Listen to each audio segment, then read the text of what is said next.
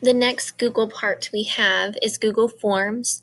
And first, I'm going to go back and show you the survey, which you can create in Google Forms that we had at the very beginning of the class. So everybody who came in here for the physical class started out with this bell ringer. So this is an example of a great way to survey your audience. I'm using it obviously for this class, but if you just wanted answers back in a non-quiz type format, so you're just trying to see maybe an exit ticket, an entry ticket, what they know before you start or what they know at the end of the day, this is a great way to gather that information. Now we'll go back to our classroom. So we're going to start with how to create, slide down to it, how to create a survey in Forms. That is how I use also to poll everybody on the logo change. So there's a lot of benefits in creating a survey. I know a lot of people have heard how to make a quiz in Google Forms, but I wanted to start with this one. So just like any Google Suite, when you go into Google Forms, you're going to hit the plus sign. And it's super, super easy to navigate. You're going to type your title. If you want to put a form description, this is a great spot to put instructions. Sometimes if I gave this to the kids, it told them what they were doing next. Just a little bit of information here. So they have a little guidance throughout it. And now you're just creating your questions.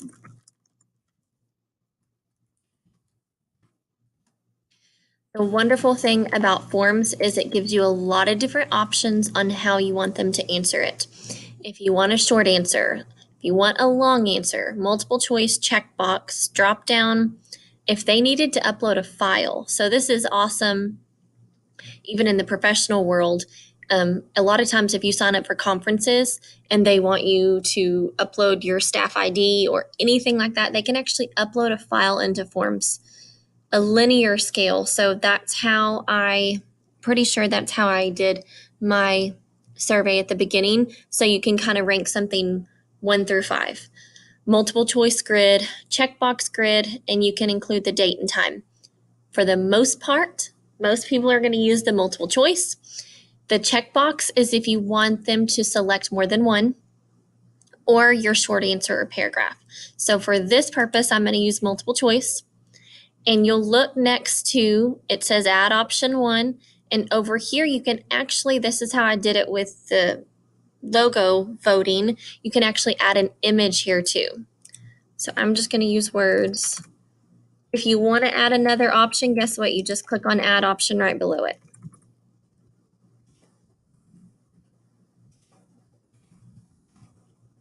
There's a lot of different ways to customize it. If you want it to be required, you need to make sure you've always selected this lever. If not, they can skip the question and submit it without answering it. Sometimes you're going to want to include optional questions at the bottom that they don't have to answer, but in this case, I want them answering it. If you want to get rid of it, the delete is always your little trash can, or if you want to duplicate it. If you're going to have questions that are super similar, they're all going to be multiple choice. Maybe I wanted to do what is your favorite color? What is your favorite drink? What is your favorite food?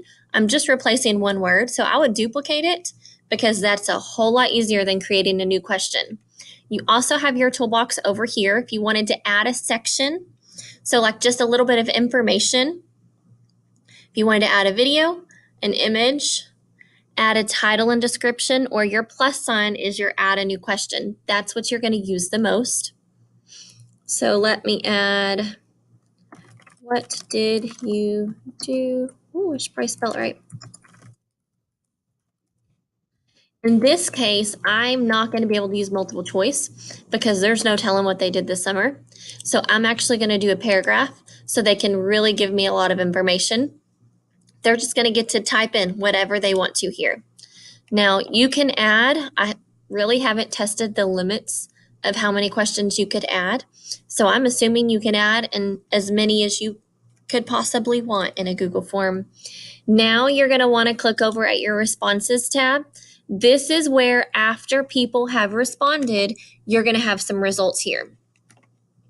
If you don't want to accept any more results, You can click this little lever so they can't, even if they have the link, they cannot respond to your form. My favorite thing about forms is if you'll notice, this is your little Google Sheets button. Once you have data in here, you can shoot it all to a spreadsheet. And much like every teacher, if it's in a spreadsheet, you can alphabetize the responses. When we turn it to a quiz, you can get your quiz results off that a whole lot easier than you can just looking at it in forms. And it copies and pastes really, really easy into gradebooks. Also, you can get an email notification if somebody's responded. You can select a destination for the response. You can download it just like an Excel file, or if they started answering before you wanted them to, and it's going bad, you can say, you know what, forget it. I'm going to delete all the responses. We're going to try this again. Another thing that you have in Google Forms, there's a whole lot of things you can change here. You have a way to change your color palette. You can also add a picture. It's going to automatically give you this top purple bar every single time. If you wanted to customize it for like your classroom, you could actually pick a picture to go up there. They have options for you, or you can upload photos. The only problem with uploading photos is that's a really weird size. So you kind of have to play with it for a while to find the right size of picture you want to use. I'm just going to use these lovely jelly beans. Whoops, where'd it go? There it goes. I clicked on my picture. I'm going to click select. And now you see the top of my form does not look like all the rest of it. Also in Google Forms, I didn't mention this at the beginning, you can name your form, but look, just like I showed you with Google Docs, whatever I typed for my title, once I click on Untitled Form, it's automatically going to put there. You can change it if you want to and save it however you want it to be saved. It doesn't matter what your title is. That way you know what it is. If you want to preview it, now this is definitely something I would advise once you're finished. You click your little eyeball. Now you're seeing what it's looking like on their end.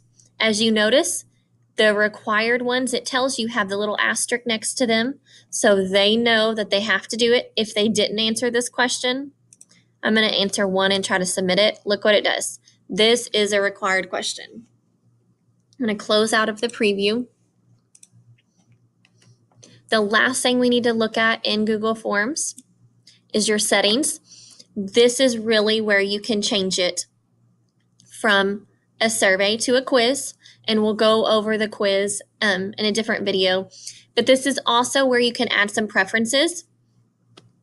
If I were sending this out to adults, I might want to collect email addresses. That way, if they answered something that they answered like a technology question or any type of question that I've asked them and I need to reply to it, now I know how to reply to it.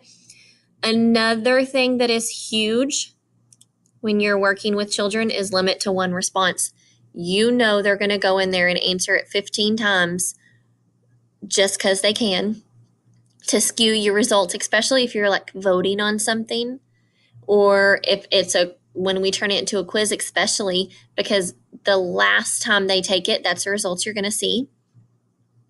Another thing you want to pay attention to is what the respondents can do. If you want them to be able to go back and edit it, or if you want them to see the summary. So say you're voting on something, they're answering questions, and you want them to see the data that comes back from everybody's, you can click to allow them to see the summary charts at the end. Your settings is really something I would pay attention to, no matter if you're making a survey or a quiz, because there are a lot of things you can change in this menu. So for my sake, I want to limit it to one response, and I want them to include their email addresses. To be completely honest, I don't think I've ever changed anything on this presentation tab. You can show, if it was super long, you can show a progress bar. You could shuffle the question order if it's a quiz. I take that back. The only thing I've ever changed is this message. So after they're finished, I might leave them a different tagline here. And we'll get to the quizzes tab when we're making a quiz.